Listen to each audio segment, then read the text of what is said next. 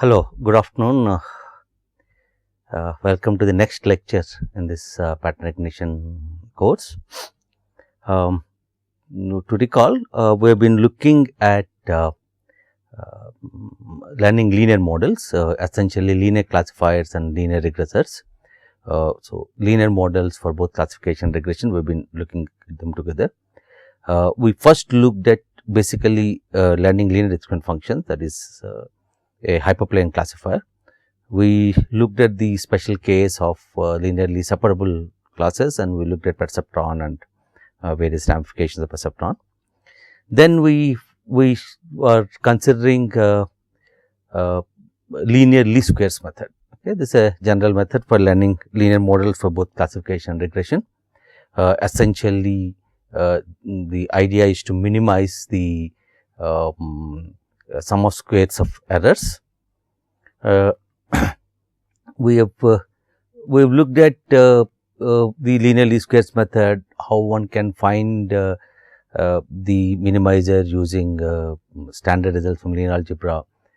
We also looked at how we can find the minimizer using gradient descent. Okay. And we also looked at some small generalizations of the linear model such as logistic regression. Okay. So, what we will do in this class is we'll just briefly review this, and there are a few interesting aspects in which linear least squares method can be viewed. So, we will look at many small variations on the basic linear least squares method and tie it up with ML estimation, tie it up with Bayesian estimation, look at what is called regularized least squares and so on. And end the class with just a hint of another different method of learning the linear classifier called the facial linear discriminant. Okay. So, let us start by recalling linear regression. So, for the regression, the training data is of the form xi, yi. Xi's are still some d-dimensional vectors, but yi are real value targets now. So, we are given xi, yi, xi in rd, yi in r, and the idea is to learn a functional relationship between xi and yi, learn to predict y given x. Normally, yi are called the targets. So, the targets are real valued. So, that as we saw is the main difference between the classification and the regression problems. In the regression problem, the target is real valued, where the classification problem target is binary valued in 2 class or finitely many valued, but essentially we have been looking at binary valued currently. So, in a regression problem, given data like this, the objective is to fit a linear model, right. So, we want to predict y given any x using some linear affine function w transpose x plus w naught. Okay. Now, as we see in of course, we can absorb that constant whenever the constant is not particularly important by simply assuming augmented feature vectors. All it means is that we take the x and put an extra component of 1 in it. So, that the new x is now in d plus 1 dimensional space, and we assume the w vector has w naught as its first component. So, that we can always represent the linear model as w transpose x. Okay. So, essentially the idea is to learn a linear model in this notation w transpose x. Actually, we also saw that we do not have to only use x. In general, a linear model can be written as f(x) as a sum of some a linear combination of some fixed basis functions. So, if phi 0 x, phi 1 x and phi d prime x are some fixed basis functions, then my linear model can also be written as f(x) is equal to some w I phi I x. Okay. So, as long as all the phi's are fixed functions, we have seen the same methods of linear least squares regression, linear least squares method of learning classifiers will work. Right. So, even though most of the time we will be only considering w transpose x, as I said, it will work equally well for phi x. One example we saw is, say, just cow fitting in when x is also real valued. We will come back to that problem to introduce some more concepts this class, but in general a linear model can be also written as w I phi I x, and where phi 0 to, I just put d prime here because it does not have to be same as the dimension of x here, it can be any arbitrary number. So, all such models are also learnt using the same method. Further, as we saw, we can also learn classifiers using this method, right. We will still learn a W transpose X. We take the targets y to be plus 1 minus 1 in a 2 class case, and then after learning f of x as W transpose X, given a new x, we calculate f x and threshold it at 0 to decide the classification decision. So, the same model can also be used for classifiers. Okay. In all cases, our criterion has been to minimize the mean square error, right. Essentially sum of square error, mean should mean that we could have put 1 by n also. As we seen last class, whether you put that 1 by n or not makes no difference, because we are only interested in the minimizer of this function. So, the criterion function is sum of squares. W transpose xi is what my model would have said on xi, yi is the actual target in that example, W transpose xi minus y whole square is the error, and I am trying to find a W to minimize sum of squares of errors. Okay. That is the reason if I put y plus 1 or minus 1, I would learn something. So, that for all plus 1 patterns, W transpose x is closer to plus 1, all minus 1 patterns, W transpose x is closer to minus 1, and that is why thresholding W transpose x would give us a good way of learning linear classifiers also. Okay. We have seen that the minimizer of this can be directly written as W star is A transpose A whole inverse A transpose y. Under notation, we will always putting a star for anything that the optimization solution of some criterion function.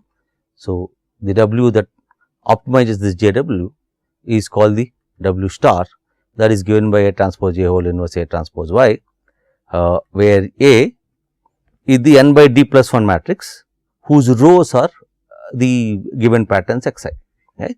So, of course, xi's are augmented, that is why they are d plus 1 dimensional. So, you stack up all the given xi at the rows of this matrix A, that is why the A will be n by d plus 1 matrix, and capital Y is the n vector obtained by stacking up all the targets y1, y2, yn. Okay. So, capital Y is an n by 1 vector, and then this is the optimal solution. As we already seen, A transpose A inverse A transpose is called the generalized inverse. Essentially, what this is trying to do is to project y onto the column space of the A matrix. Okay.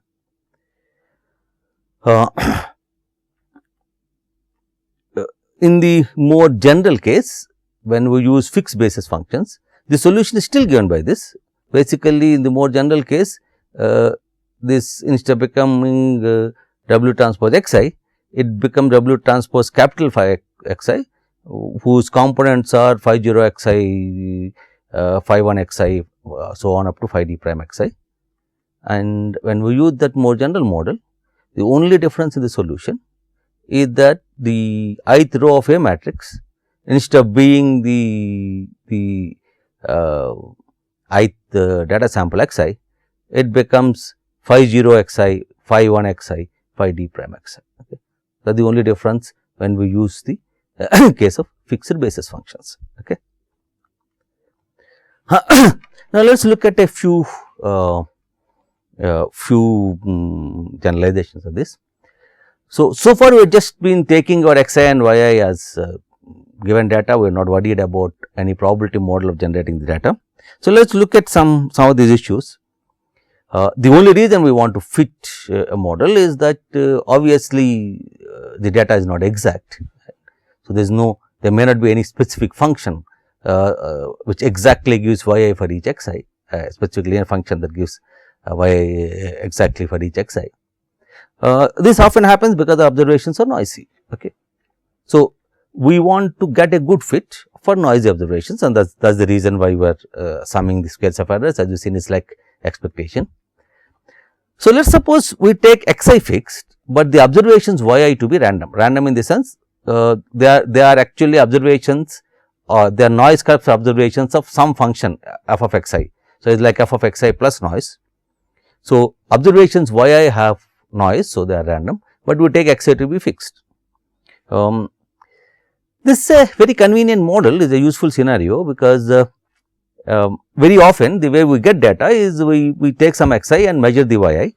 That is how we generate the example data xi yi for which we fit a function, right.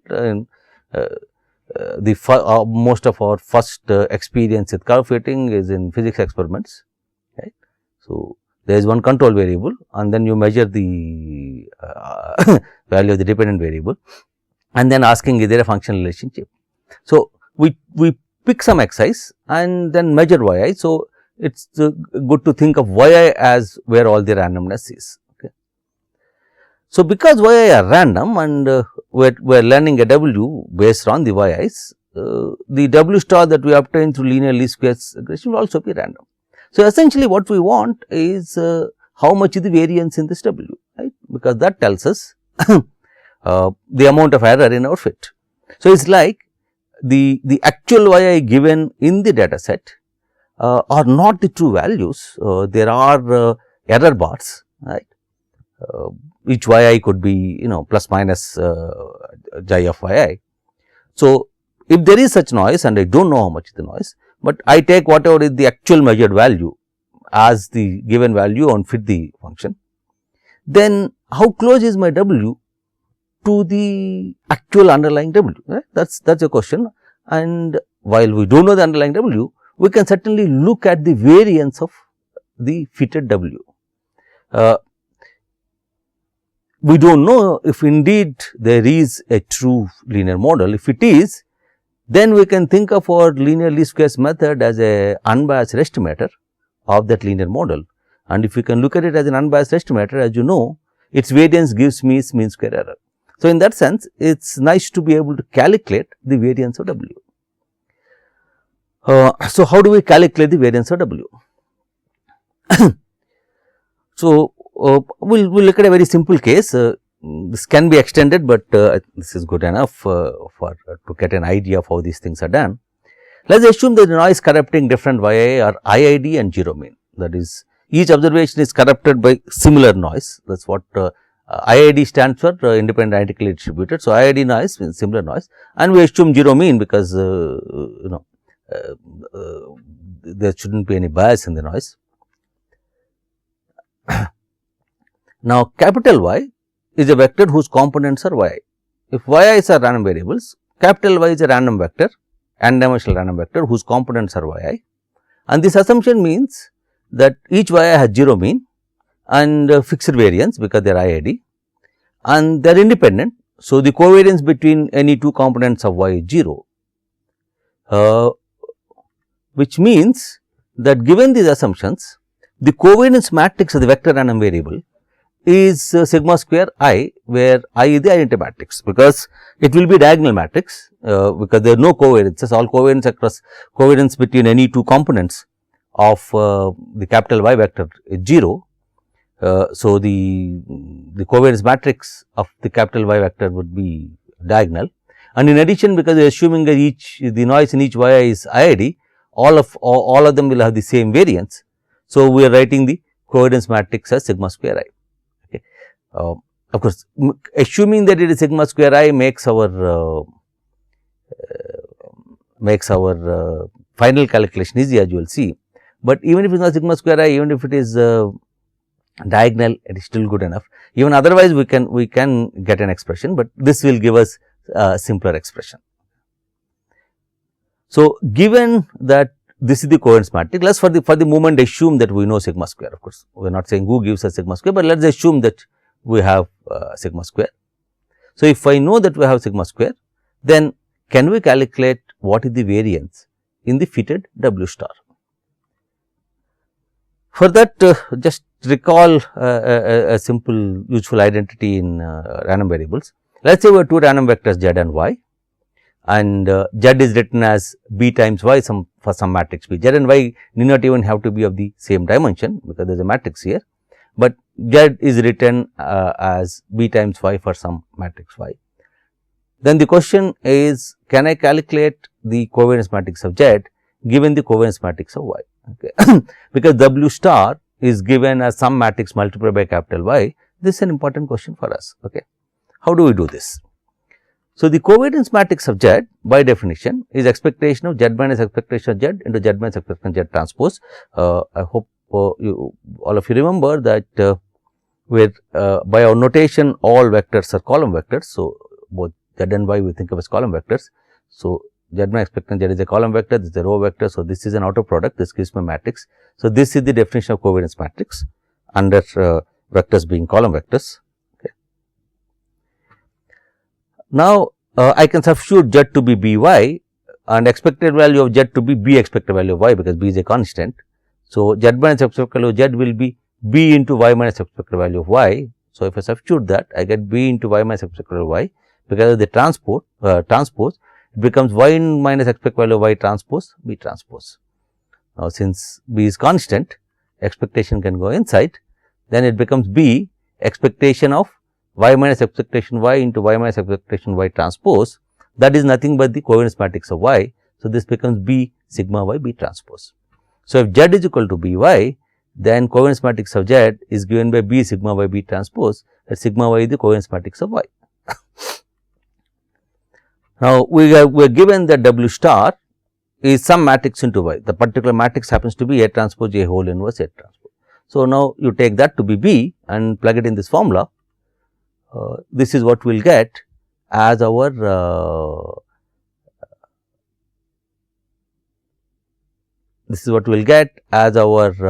covariance matrix of W.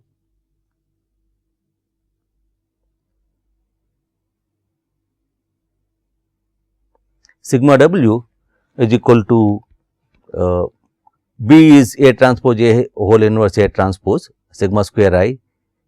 Now, I need transpose of this, that will be A into A transpose A whole inverse. So, realize that A transpose A is symmetric and inverse transpose is same as transpose inverse. So, now this is identity. So, this drops off. So, I got A transpose A into A transpose A whole inverse, that becomes identity. So, ultimately I get the covariance matrix of W to be sigma squared times A transpose A whole inverse. So, this gives us the covariance matrix of the least squares estimate. Essentially, W has components, right, W0, W1, Wn. So, in this matrix, the diagonal elements will be the covariances of the variance of the individual components, and the off diagonal elements will be covariance of the different parts of components of W. So, this gives us all the information that we need about the variance in the least squares estimate. Okay. So, this is a useful formula to calculate the variance in the least squares estimate. So, let us look at come back to our criterion. This is our criterion, least squares criterion. As you already seen, instead of using this W star formula, we can also minimize it using the LMS algorithm, which is nothing but the gradient descent, but implemented in a incremental manner. So, at each iteration k, you pick one of the training samples, let's call them x k, y k. Then you update it only based on that sample's error. So, the update turns out to be W k plus 1 equal to W k minus eta times x k into x k transpose W k minus y k. This is actually the error, multiplied by x k. This is the LMS algorithm as we saw earlier.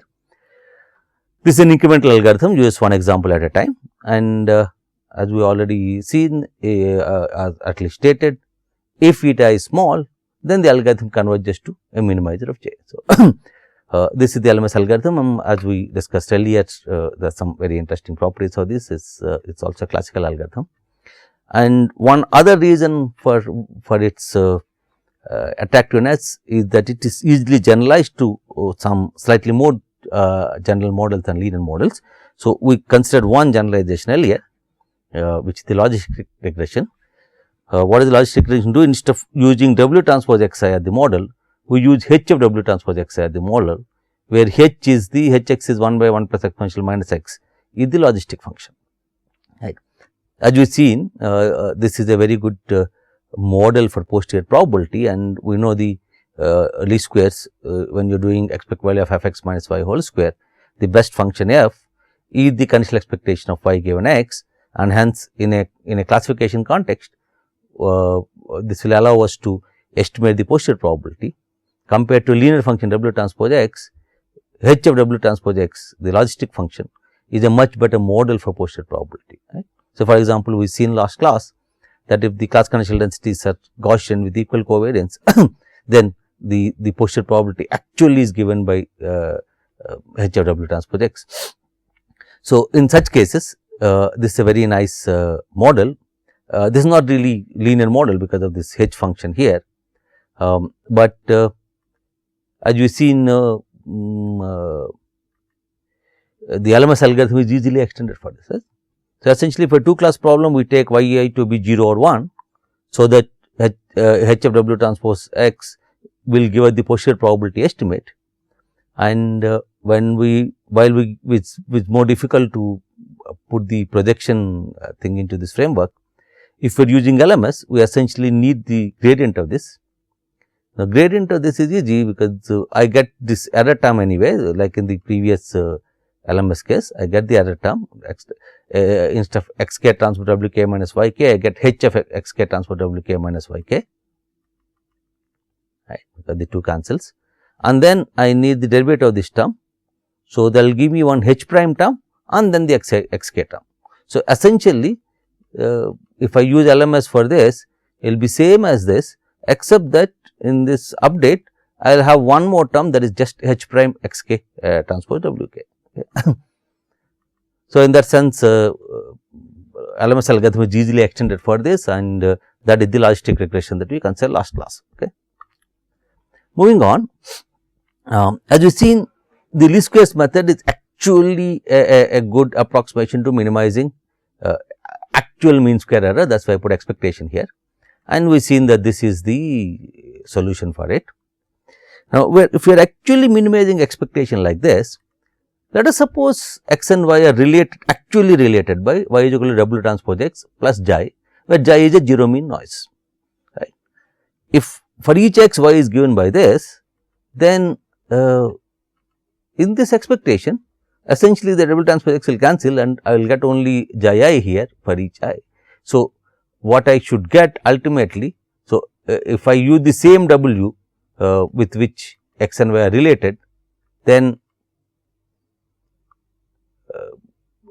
for that W, j of W turns out to be nothing more than expected value of xi square, right. If xi is a 0 mean noise, expected value of xi square is the variance. So, what it tells us is that if actually x and y are related by this, then we can expect the linear least squares method to land W very easily, and further that the final mean square error would be the variance of xi. This is if you actually did the expectation. What this means is the following. We can give a probabilistic interpretation to the linear least squares by thinking of it as a method, as a estimation method, specifically as a maximum likelihood estimation procedure for the parameters in a probability model governing y. Okay. So, what we will do is we will think of a reasonable probability model to capture this idea, and then show that the least squares method is nothing but an ML estimate of the parameters of that model. Okay. So, let us look at the probability model. So, the idea is y is random variable which is a function of x, okay. That is what we want to model. So, we take the model as follows. So, this is we have been using f for many different things during when we did ML and Bayesian estimation.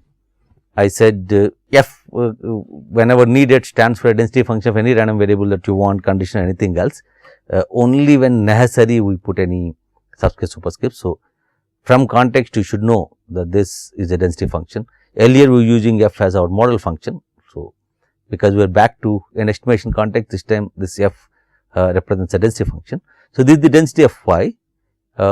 These are the model parameters of the model W and sigma. In addition, y depends on x. As you are thinking of x as fixed, x is not part of the probability model. So, what we are saying is the density of y with the parameters W and sigma and an x and the given x is Gaussian, whose mean is W transpose x and whose variance is sigma square. So, essentially what it means is that we are modeling y as W transpose X plus a 0 mean Gaussian noise whose variance is sigma square. Okay. So, that is same as saying the probability model for Y condition on X and W on sigma is Gaussian with mean W transpose X and variance sigma square. So, W and sigma are the parameters. Now, if I got many IID samples from this model. So, samples from this model will be I put an X, I get a Y. So, we will think of the models as Y1 at X1, Y2 at X2, Yn at Xn. Okay. This is the IID data that I have, and using this IID data, I want to estimate the model parameters W and sigma, more importantly W for us. Okay. So, I want to estimate the parameters W in the maximum likelihood context. So, what does that mean? Given this IID data, I will calculate the likelihood function and find the W that maximizes the likelihood function. Right? That is what we have done. We have done this ML estimate for many different models earlier in this course. So, let us do the same thing again with this probability model. We want to find the ML estimate for W and maybe also for sigma. Okay. So, what is the data likelihood? The likelihood function, which is a function of the parameters conditioned on the data, is product I is equal to 1 to n f of yi condition on xi w sigma. This is the probability model we are using. So, inside the product it becomes 1 by sigma root 2 pi exponential minus of, because xi yi is yi minus xi transpose w whole square by sigma square. Okay. So, this is my data likelihood. So, we want to maximize this. As we know in the ML context, we often take the log likelihood and maximize that. So, let us take the log likelihood. So, if I take the logarithm, this becomes sum over I. So, this term is not dependent on I, the first term. So, that becomes n times sigma root 1 by sigma root 2 pi. So, is n times ln 1 by sigma root 2 pi, and this sum goes inside. So, I get exponential sum. So, that is the second term. The exponential drops off because of ln. Right. So, I get minus 1 by 2 sigma square y minus xi transpose w whole square. Right. That is my log likelihood. I want to maximize this with respect to parameter, let us say in particular with respect to w. So, to maximize it with respect to w, we take the gradient with respect to w and equate it to 0. So, if we equate the gradient of the log likelihood to 0, the gradient this term of course is not function of w. The gradient of this is back to what we are getting earlier. So, forget the sigma square because it equating to 0, the 2 anyway cancels. So, we get I is equal to 1 to n xi into yi minus xi transpose w is equal to 0. This is exactly the set of equations we have for solving our linear least squares estimate. Right. So, this gives us the same w as the linear least squares estimate. So, essentially I can think of the linear least squares estimate or linear least square solution w, right, as a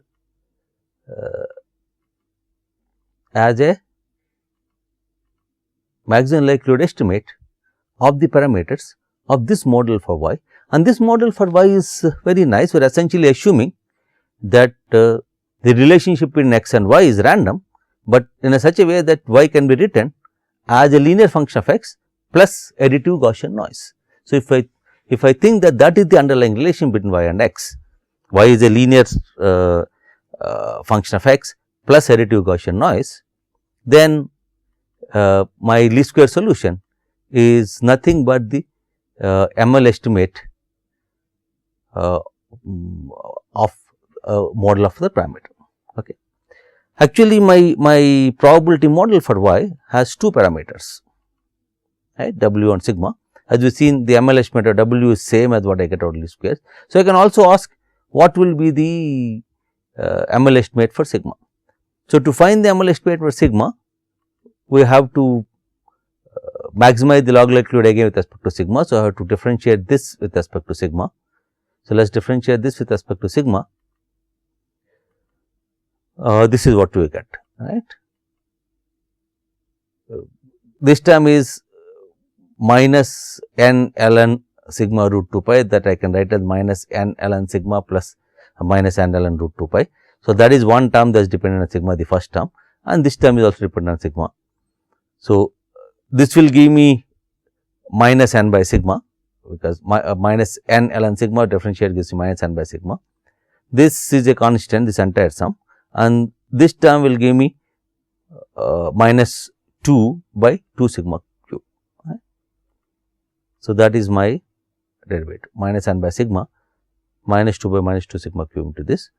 So, this minus cancels, take this n by sigma on that side and bring n this side and sigma cube that side, and that gives me sigma square is 1 by n I is equal to 1 to n y I minus x I transpose w whole square. Of course, I have to simultaneously solve del L by del sigma is equal to 0 and del L by del w is equal to 0. So, the final ML estimate for sigma will be given by this equation, where this w is the w that satisfies del L by del w is equal to 0, which is my least square solution. So, then x I transpose w here is the actual fitted least square solution, and in that sense this is nothing but the final average squared error that I get on the data, right? Because if this is the final least square solution, this is the square of the final error I get on the fitted model for the ith sample. So, this is the average error I get in the ith sample. So, my ML estimate for sigma square is the residual average error, as we have seen in our sigma estimate earlier. So, essentially if y is actually a linear function of x plus additive Gaussian noise, then linear least squares is the best thing we can do, and then the w that linear least squares gives us is the ML estimate for the w under that achievement model, and the ML estimate for sigma square, the noise corrupting the observations y I is well captured by the final average squared error in the fitted model. Okay. So, this is one way in which we can look at linear least squares as a ML estimation procedure, right, under simple additive noise models. Okay.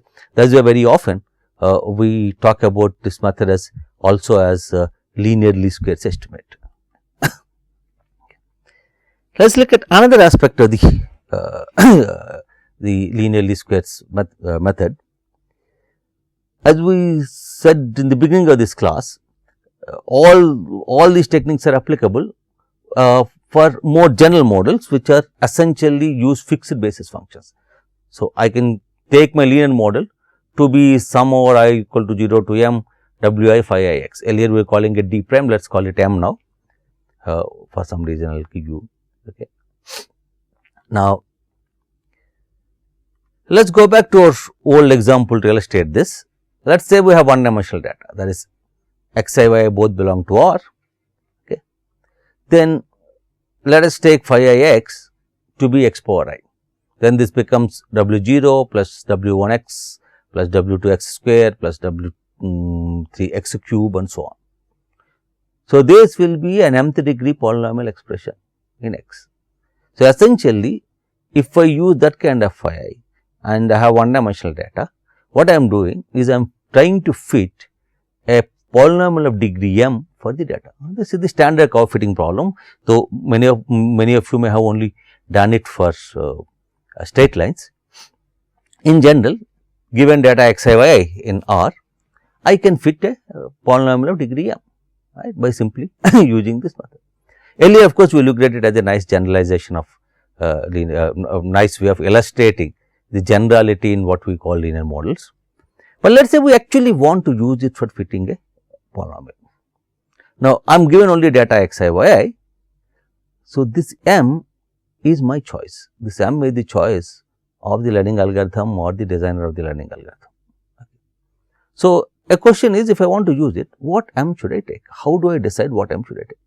So, I am given points x I y I. Should I fit a straight line to them? Should I fit a quadratic curve through them? Should I fit a cubic curve through them? After all, I can choose any m and then write this expression, and my linear least squares method will give me all the w's, right. That is the best. So, I can have a best fit straight line, I can have a best fit quadratic function and so on. Which one should I use? Now, this though it may look this may look deceptively simple, it is a very deep issue. It is a deep issue because I cannot fix m to get low error, right. that is to say, suppose I fitted the best straight line, and let us say the final residual mean square error is some number, call it say 2.1. Then let us say using the same method I fitted the best quadratic line, and let us say the final residual is 1.95. Does it really mean that the data has a quadratic relationship rather than linear relationship? How do I know? The first issue that all of us can immediately see is that fixing m to get least error is not a good idea. Why is not a good idea? Not a good idea because if I take m to be n minus 1, then we always get 0 error. Why do we get 0 error if I take n to be n minus 1? Essentially, if you give me n points, I can always find a n minus 1 degree polynomial that goes through all the data points. Give me any 2 points, they will be on a straight line. Give me any 3 points, I can find a quadratic on which they will be, and so on. So, if I take m to be n minus 1, I will always get 0 error, but that is ridiculous. It is like saying if I have 10 points, I will put a 10 degree polynomial or 9 degree polynomial through them, which of course would be a perfect fit, but anybody who has played around with experimental data points knows that that is very unlikely to be a good fit, right. It's essentially highly overdetermined. It is like determining a state, taking 2 points in an experiment and say that this shows me that the relationship is linear, which is ridiculous, right. 2 points will not tell you that the relationship is linear. So, generalizing this, if I increase m, I may get lower and lower error, but does that mean that I am getting better and better fit? That is not true. Large m of course gives me small error, but it results in what is called overfitting. So, because yi's are most probably noise corrupted, I would be fitting the noise rather than the trend in y if I increase m. So, large m results in overfitting, though we get small error, and hence we cannot really fix m based on the error we are getting. Now, this is a very fundamental issue in learning from examples. We will come back to this question, and in its most general version, the question is not even answerable, but is this the first time in this course we are coming to this question. So, it is good to ponder on this at least a little bit. Basically, in this scenario, I cannot fix the degree of polynomial that I want to fit based on which degree polynomial gives me low error, because I can get a ridiculous polynomial that gives me 0 error. So, we can actually generalize this example. We are fitting a model f x is equal to w transpose capital phi of x on the data, and we want to rate different w for the goodness of fit. What we now know is this is the data error. On the sample I have, w transpose phi x I is what my model will say, y I is what the actual target says, and square this and sum over I, that is the data error, that we can call the data error. We of course have been just trying to minimize this data error. We know that y is noisy and hence we do not want to exactly match, but we are still trying to minimize this data error. But what we now saw is that it does not tell the whole story of how good w is. We can get in this kind of scenario by simply putting more and more basis functions, we can easily get 0 data error, but that does not mean that I am actually learning the underlying functional relationship. So, what else can I ask? So, somehow we do not want to fit too complicated a model. It is like if I have 9 experimental points and I will show you that a straight line is a fairly good fit, maybe I am inclined to believe that the relationship is linear. But if you tell me that I can put a 8th degree polynomial, obviously is very difficult to believe. So, somehow we want a good error with a simple model, right? Whatever that simple model means. Right? So, when we are asking how good a fitted model is, we should not blindly go only by the data error, but we should also ask, are we fitting a very complicated model to get low data error? In this class, we will look at it at a very simple level to just introduce what I call regularized least squares. We will come back to this question at least at a preliminary level. We'll discuss this question in more detail when we take up our discussion on statistical learning theory. Okay. So, based on just whatever we said just now, one can say we want to change your criterion, the whole JW, not to just the error term, but in addition there is one more term that somehow tells me the model complexity, okay. And I want a W that simultaneously minimizes both. Now, because I do not know how to simultaneously minimize both, I just added data error and model complexity. I cannot directly add them because this is like adding apples and oranges. This might be in one units in a general sense. Numerically, this can be in one range, whereas I do not know on what scale I want to measure model complexity, and I also do not know how much of model complexity I want to trade for how much of data error. So, we just put some arbitrary constant here called lambda, which is kind of an exchange rate between my model complexity and data error trade off. Okay. So, in particular in this linear model case, this is my data error half W transpose phi x minus phi whole square, and I have some model complexity term currently. Let us just call it capital omega of W, but choose what function W would be a nice model complexity term, and we use this exchange rate lambda, so to say, to decide how to add them and then find a W to minimize it. Okay. This omega of W is some measure of how complex the model is. Okay. I put that complex in quotes, so it's not easy to define what is complexity of model, but there are various measures. In this class, we will just consider one of them without giving much reasons, but we will come back later on this issue. Now, this kind of a method is called regularized least squares and the lambda is called a regularization parameter, regularization constant. Omega is called the regularization function and lambda is called the regularization constant.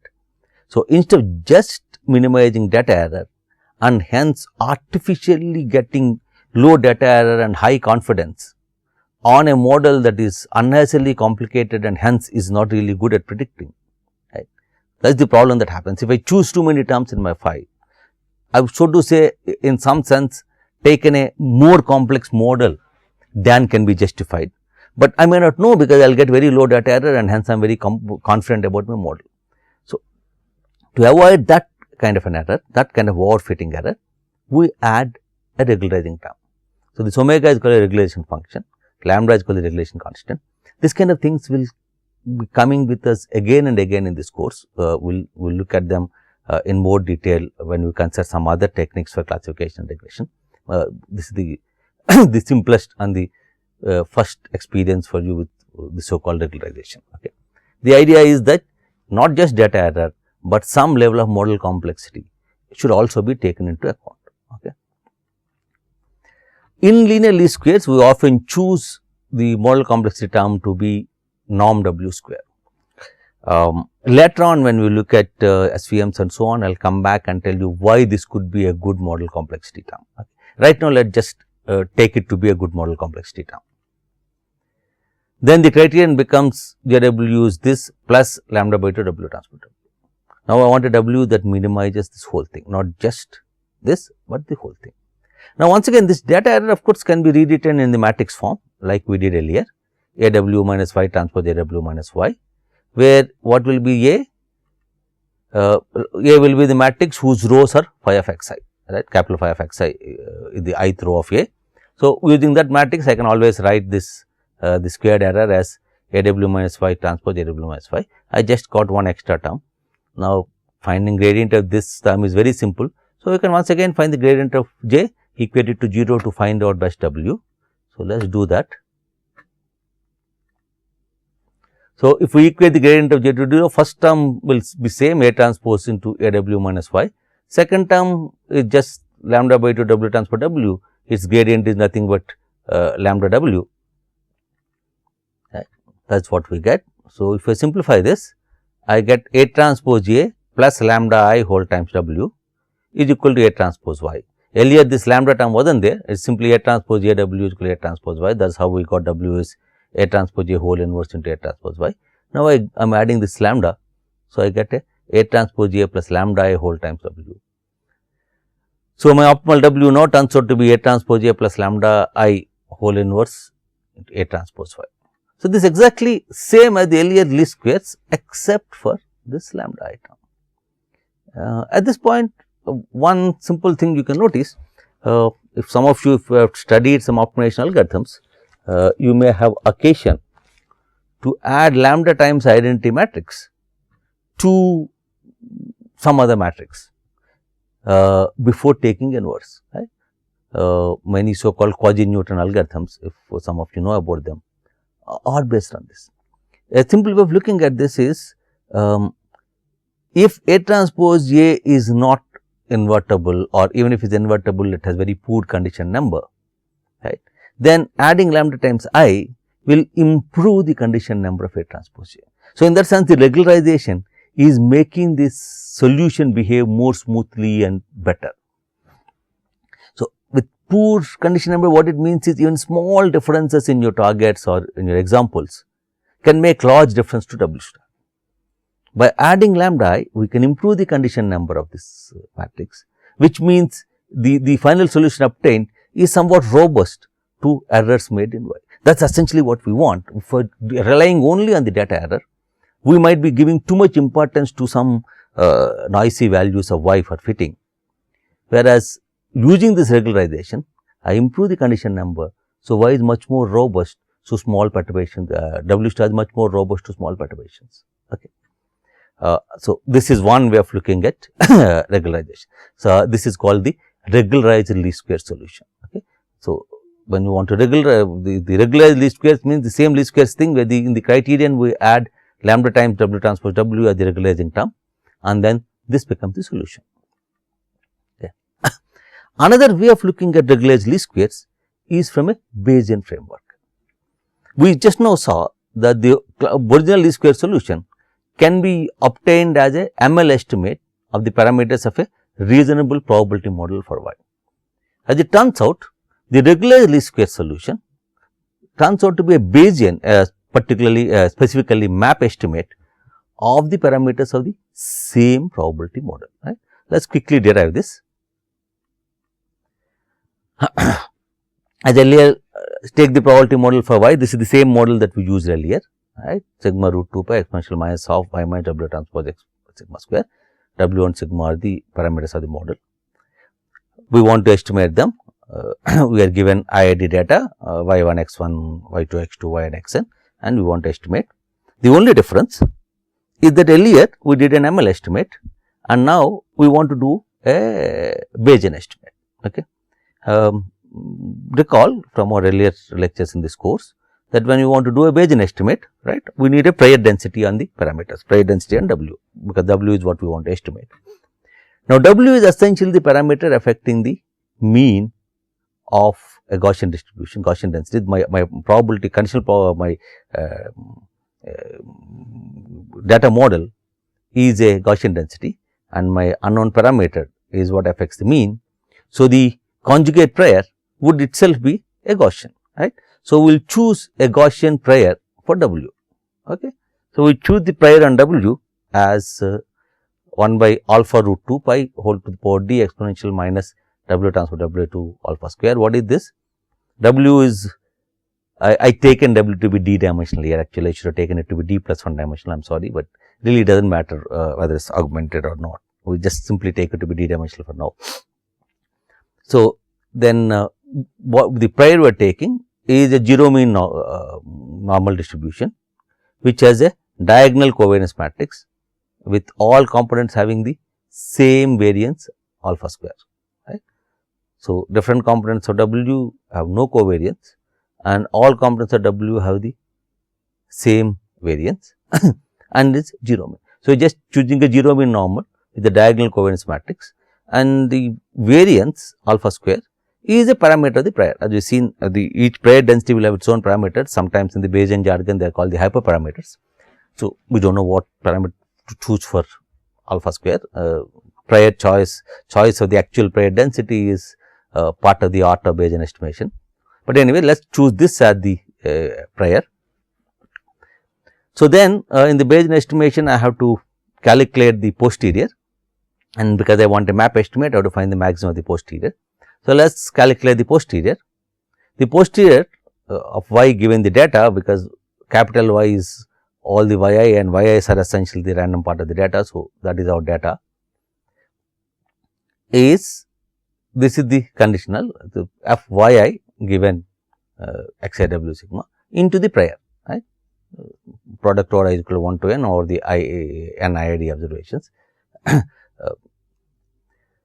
proportional because we do not put the denominator, which in turn is proportional to, see, this is normal, right, yi given this is y minus w transpose x whole square by 2 sigma square. This is also normal. So, the exponential time is 1 by 2 alpha square w transpose w. There are some constant outside, right, 1 by sigma root 2 by 1 by alpha root 2 by the power d and all those things. So, forgetting about the constants, this is proportional to this. Okay. So, we need to find map estimate, we need to maximize the posterior, right. So, instead of maximizing the posterior, we can maximize the log of the posterior. So, let us try and maximize the log of the posterior, because if I take log, the exponential will go away. This proportional constant simply means I can write the posterior to be some k times this exponential. If I take log, I get some log k term as a additive constant. Okay. So, with that, this is my log posterior. So, it will give me whatever is inside the exponent, right, these two terms plus some constant. So, minus 1 by 2 sigma square summation I is equal to 1 to n y minus w transpose x whole square minus 1 by 2 alpha square w transpose w. This is what is inside the exponent plus some constant k. Okay. This is the log posterior density, and this is what I want to maximize. Okay. So, essentially, of course, this alpha square is some hyperparameter, I do not know its value. Sigma square is also part of the model, I do not know its value. So, bottling up all those unknown constants, we can rewrite this form as follows.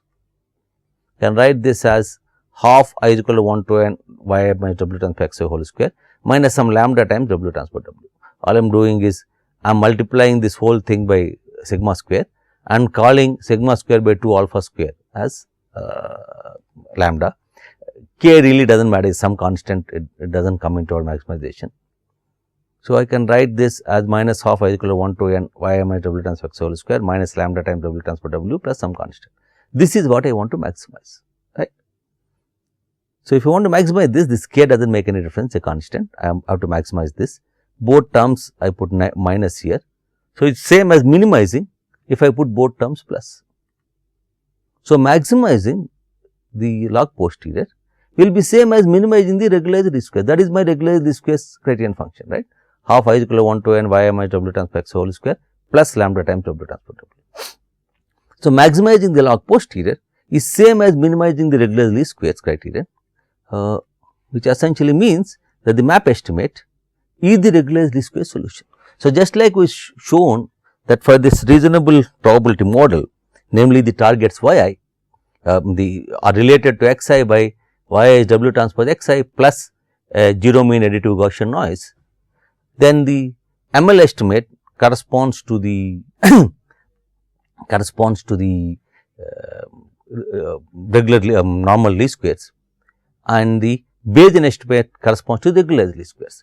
And that is also on hindsight not very surprising, because ML estimate is good when we have large data, large relative to the dimension of the W vector, right.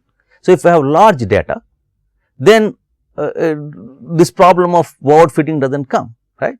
Overfitting comes if my degree of the polynomial is much higher compared to is large relative to the number of data points I have, but my number of data points are very large, then overfitting is not an issue.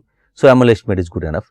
On the other hand, if my number of data points is small, as we seen when we did estimation, Bayesian estimation performs well. So, the regularized least squares would is particularly needed if my model complexity is large or the number of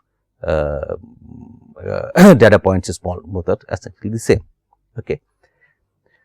So, to sum up, the standard least squares is the ML estimate under this nice probability model, and the regularized least squares is the Bayesian map estimate. Okay. So, let's sum this up. So, least squares method is based on the criteria of minimizing mean square error. It is a good way to fit linear models to given data.